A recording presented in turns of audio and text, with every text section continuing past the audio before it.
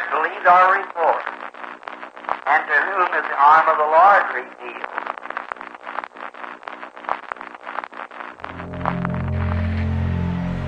This is an emergency broadcast from the Royal Palace of Shushan. We are under assault.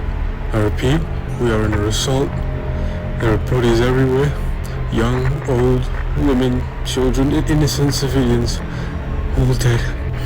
Requesting aid, immediate assistance from neighboring states, Grecians, Macedonians, Pharaoh of Egypt, anybody, please. Oh my Lord, I don't have much time left, but they're coming for you, wherever you are in the Empire. Flee while you still can.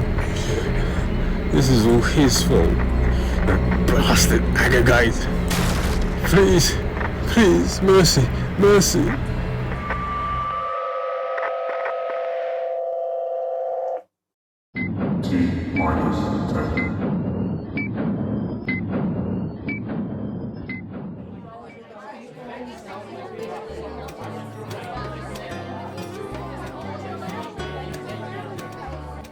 Day 187 of the banquet. Yes, you heard that right. 187 days of eating, drinking, performances, parades, and all sorts.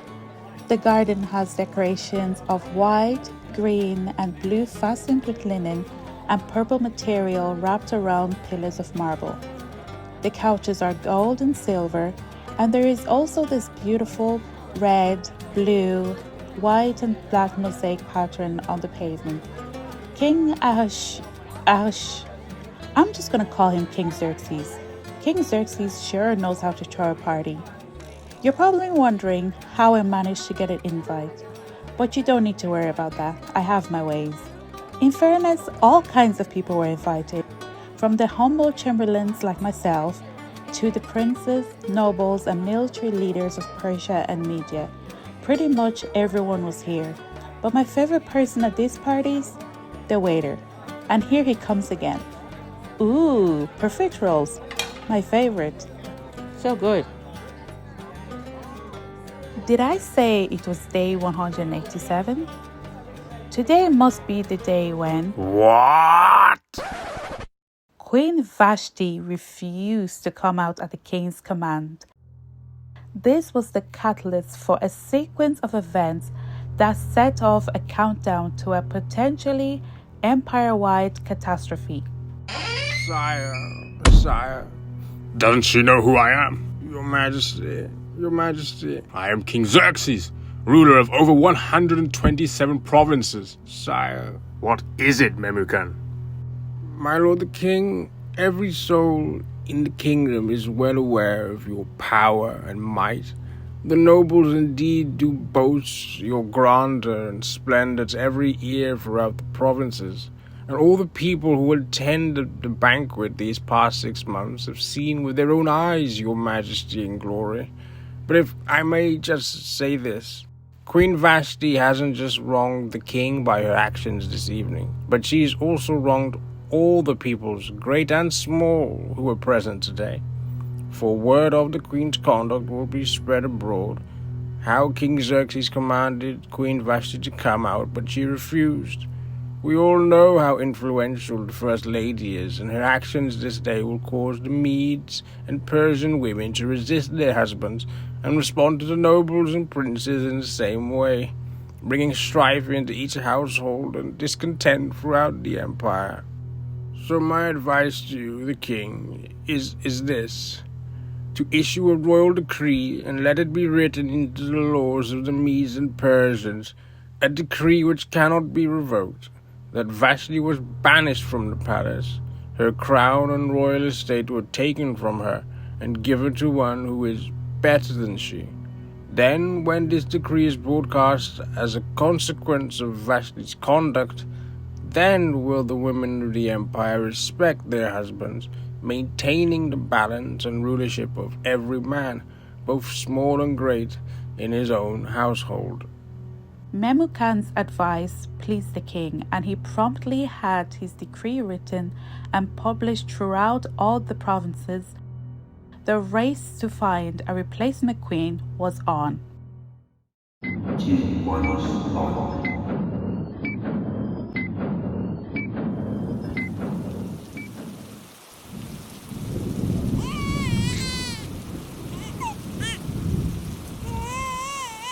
It's okay.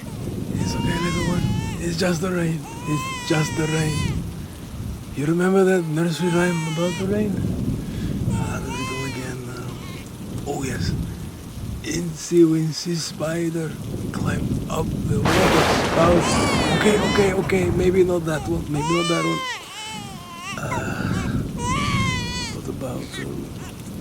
What about this hymn? Showers of blessing. Showers of blessing we need. Mercy drops around us are falling. But for the showers we plead. These rains are a blessing, little one, a sign of love from Jehovah, that he loves you so very, very much, Hadassah. She was still an infant when Mordecai adopted her. Her parents had died in the subsequent years following the captivity of Israel, and the only kin she had remaining in the empire was her cousin Mordecai, although she referred to him as Uncle Morty. That's cute. He was essentially a father figure to her, raising her as his own daughter. Such a tragic start to life, an orphan in a strange land. But little Hadassah, also known as Esther, would grow up into a fair and beautiful damsel.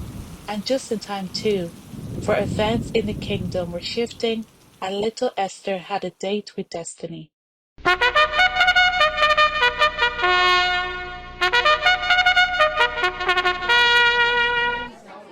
The search was underway. Beautiful young virgins from throughout the empire were sought to see who would replace the ousted Queen Vashti.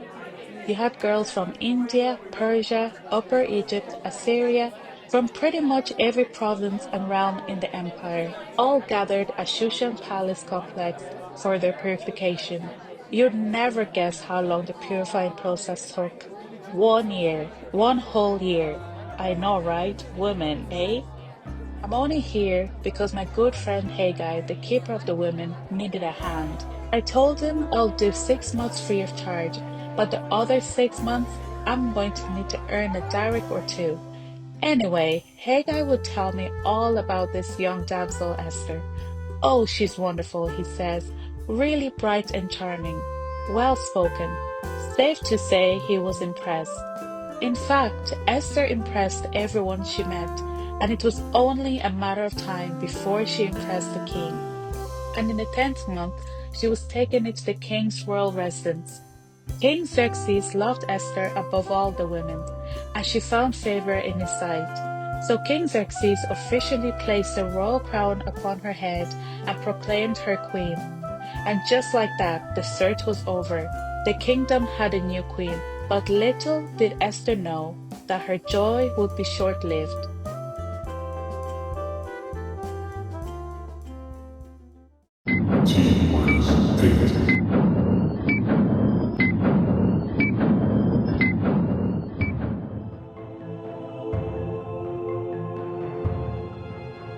Has the Macedonian delivered the funds? The funds have been delivered and verified using 3 different scales. 500 darics. 250 for you, 250 for me, as we agreed. Wait, Mordecai, aren't they the king's chamberlains? Shh. Are you sure you can make it look like an accident? I can make anything look like an accident.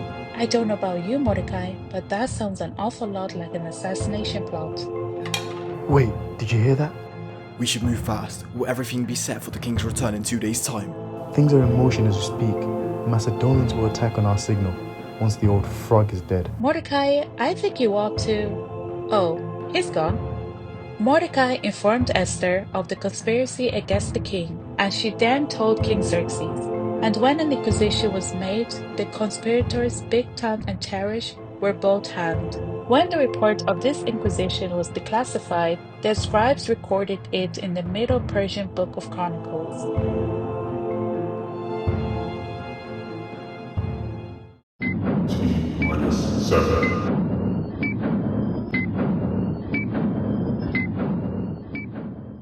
Oh, there once was a man called Haman. Every knee did bow when he came, and He looked down on the people with a prideful heart, and he hated the inhabitants of Canaan. Oh, there once was a man called Haman. The beggars of the city came up with that short, rather catchy ballad for Haman the Agagite. The king had elevated Haman's ranks till he was the highest of the princes, but it's safe to say Haman wasn't exactly Prince Charming. Well, actually, it may not be safe to say that, given the power that Haman now wielded. King Xerxes had commanded everyone to bow when Haman passed, and everyone did. Well, everyone except Mordecai. His fellow gatekeepers tried to convince him, but he refused. He even withstood Haman to his face, staring him dead in the eye as he went by. Then was Haman really full of wrath. However, this is where things really went south. The gatekeepers told Haman of Mordecai's Jewish ethnicity and heritage, and this sparked a hatred so deep, an evil anointing so fierce, that Haman not only sought the death of Mordecai, but the complete annihilation of the Jewish race. Enter. My lord the king, Haman has entered the outer palace courts. Prepare the meeting room and escort him there. Ah, Haman, what brings you to the palace this evening? Your Majesty, I am grateful to have this audience with you.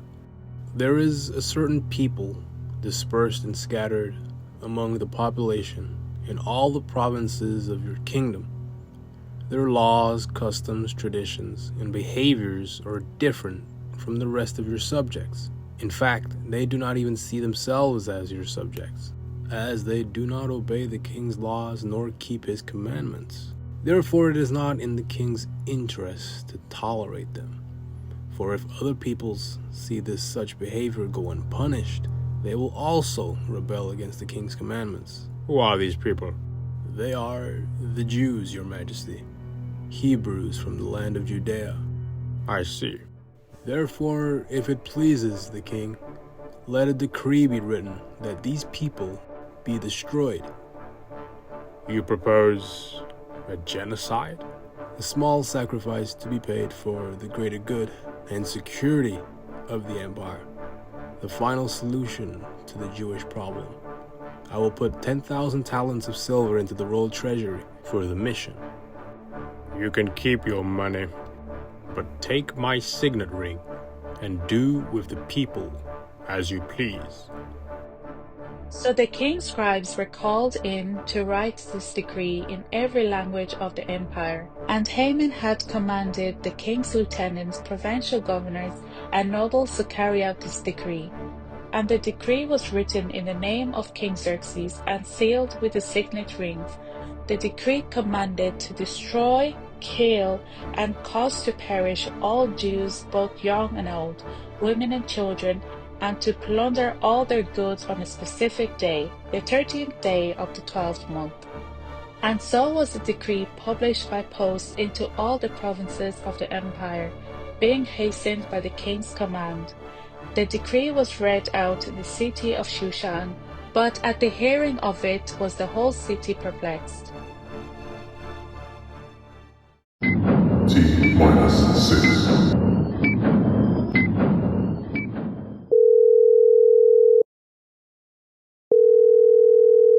Hello, my child. Uncle Morty, I've been trying to reach you. I sent you clothes the other day, since they told me you'd torn yours, but you refused them. And what's this about you wearing sackcloth now? Please, tell me what's wrong. Our people are being sold once again, Esther, but this time unto death. Didn't I always say to be wary of that man Haman? He's getting too much power, and I know what it means if Haman has power.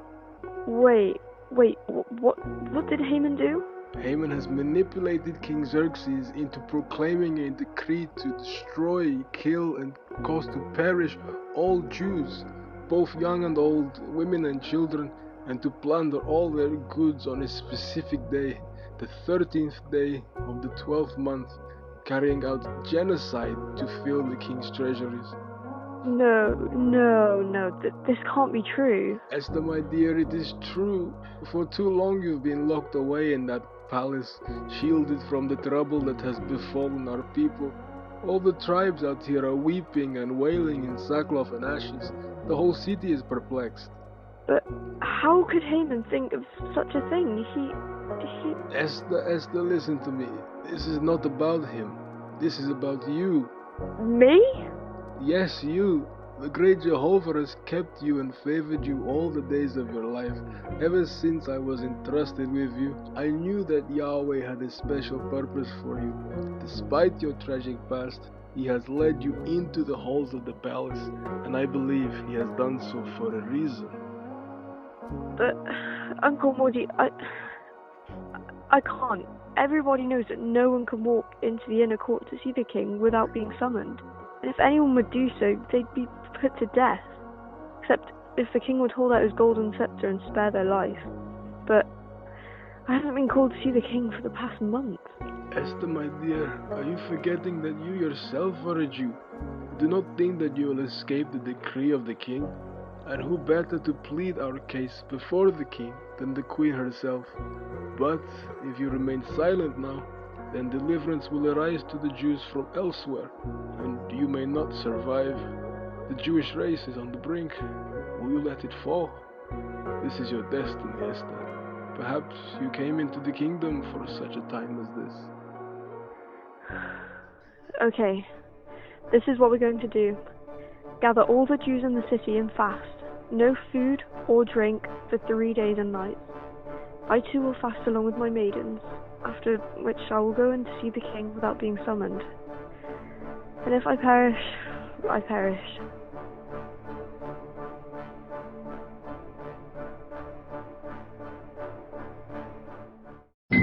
T-5.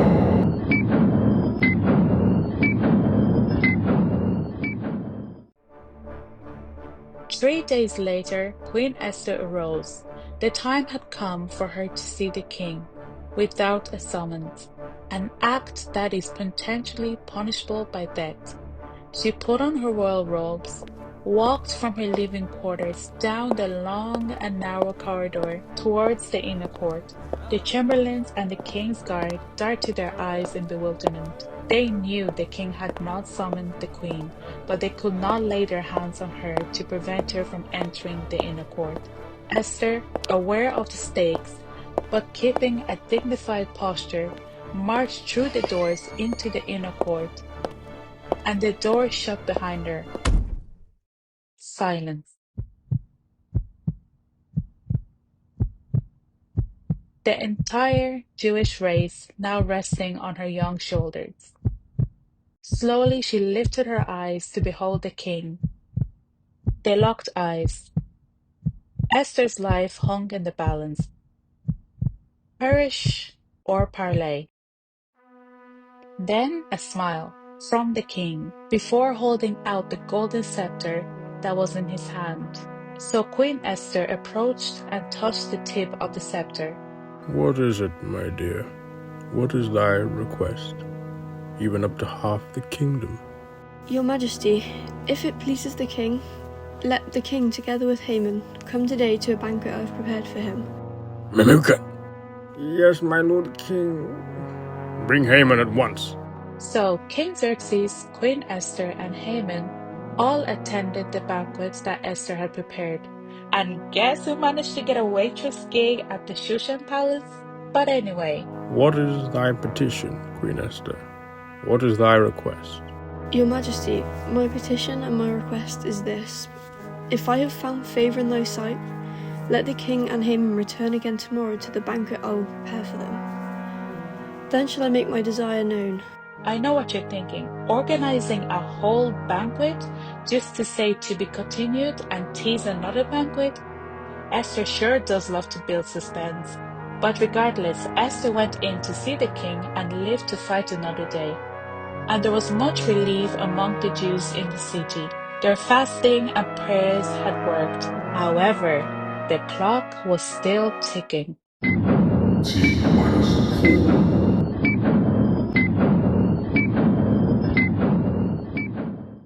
So Haman left the banquet that day merry and in high spirits. But, of course, the moment he saw Mordecai sat at the king's gate, and how he neither arose nor reverenced him, Haman was vexed, but he refrained himself and continued on home.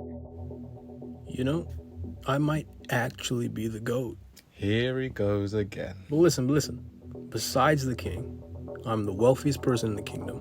I got land in Nineveh, Lebanon, Arabia. Bro, you don't need to flex on us every time you walk into this house. The king has promoted me above all the princes and generals, and most importantly of all, I've got a beautiful wife. Oh, stop it. Yeah. And guess what?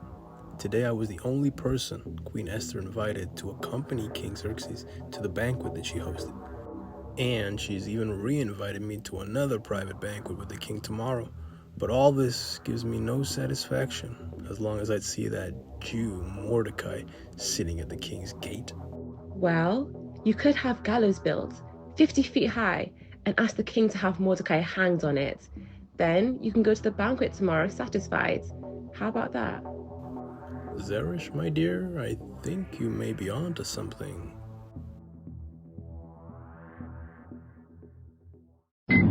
T-3.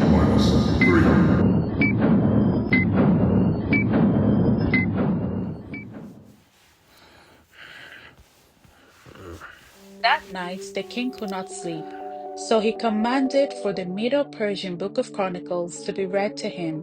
And it was found written that Mordecai had exposed the plot by Bigthan and Teresh, the two chamberlains who had conspired to assassinate King Xerxes. Tell me, what honor and recognition has Mordecai received for this? My lord the king, nothing has been done for him. But, my lord the king, Haman is in the outer courts. Bring him in. Haman. Tell me, what should be done for the man in whom the king delights? Your Majesty, someone so outstanding. Your Majesty, you're too kind. So, what can be done for such a man as this? For the man in whom the king delights, firstly, you have to array the man in royal robes, previously worn by the king, and let the man ride also upon the horse that the king rides upon.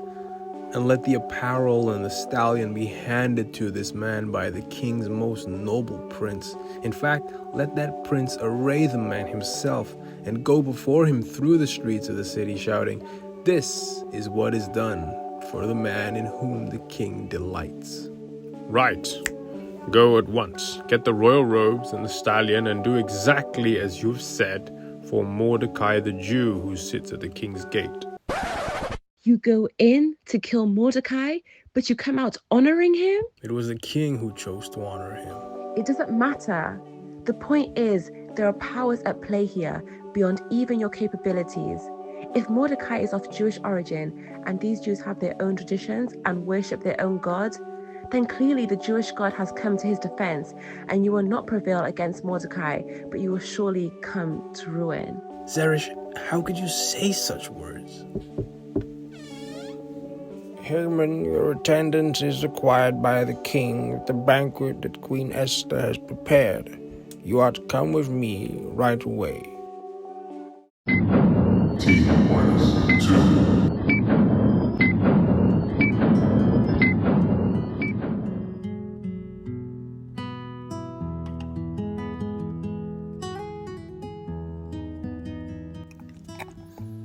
Oh, I say, the chef has outdone himself again. Have you tried the venison, Haman? Yes, Your Majesty, it's quite splendid. But before I get carried away by all this food, my Queen Esther, I'm longing to hear what is upon your heart. Why these two banquets? What is your petition, Queen Esther? What is your request? Your Majesty, if I have found favour in your sight, and if it pleases the king, grant me my life, Your Majesty, for I and my people have been sold for destruction and liquidation. If we had merely been sold as slaves, I would have kept quiet and not disturbed the king. But in this case, I just can't. Who would dare do such a thing? Who? The adversary and enemy is Haman. King Xerxes marched into the palace gardens in a bid to cool his boiling blood, at which point Haman raced over to the couch where Queen Esther lay and begged for his life. And in his distress, he was getting a little too touchy-feely with the queen. Yeah, he's really got to be careful now, because at any moment the king could Will return. he also molest the queen while she is with me in the house? As the word went out from the king's mouth, they covered his face. My lord the king, sorry to interrupt, but it may be of interest to you to know that Haman prepared a gallows 50 feet high for Mordecai, the man whom you delighted to honor. Hang him there. So they hanged Haman on his own gallows that he had prepared for Mordecai. And Esther told the king of her relation to Mordecai, and the king took the signet ring which he had previously given to Haman and gave it to Mordecai instead, instating him as the most noble prince in the land. Then the king's wrath was pacified.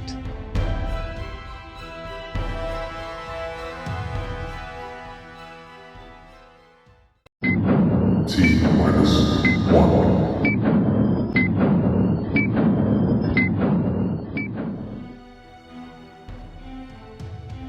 But impending doom still lay on the horizon for the Jews. Haman may be gone, but his evil plan to destroy the Jews still remained. It had been decreed by the king, and any decree by the Medo-Persian king cannot be revoked. So Queen Esther pleaded tearfully with the king to find a way to stop the mischief of Haman, because on the 13th day of the 12th month, the peoples of the kingdom were given legal license to carry out the genocide of the Jews and to plunder their belongings. This date was now fixed and could not be revoked. Scribes! There is a decree that went forth for the destruction of the Jews on a given date. According to Medo-Persian law, a king's decree cannot be revoked. Therefore, I am writing a new decree to counter the previous one. On the 13th day of the 12th month, let all the Jews throughout the empire gather to defend themselves and to take up arms against all those who seek their destruction. Let them be ready to avenge themselves on their enemies and plunder the goods of all those who wished ill on them. And so Mordecai ordered king lieutenants, provincial governors, and nobles to carry out this decree, publishing the edict in every language and script of the 127 provinces, and sealing it with the king's signet ring to be broadcast throughout the empire. And now we wait.